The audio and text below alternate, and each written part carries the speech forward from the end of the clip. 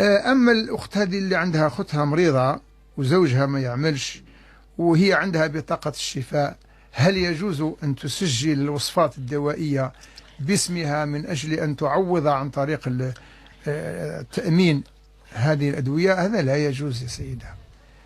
المريض الذي فحصه الطبيب لمرض أصابه ويعطيه الدواء مناسب لهذا المرض هو أختك، فكيف أنت تسجلين اسمك أو تسجل هي اسمك وتروح تجيبي الوصفة وتروح للصيدلي ويعطي لك الدواء على أساس أنت المريضة؟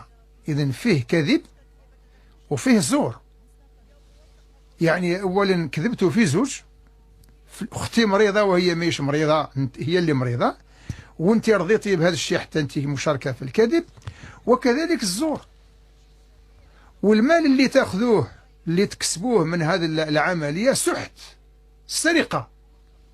يعني رحتوا للشركة هذه اللي مديورة باش تعاون الناس الضعاف والناس الفقراء ولا العمال اللي عندهم مساهمات اشتراكات في هذا الصندوق هذا، فتروحي انت تأخذي منه بغير وجه حق، فهذه سرقة اغتصاب، يعني غصب لأموال الناس بغير، هذا هو الأكل بالباطل، ولا تأكلوا أموالكم بينكم بالباطل. فإذن هذا ظلم وهذا اعتداء على حق الغير، فربي يهدينا ويهديكم إن شاء الله.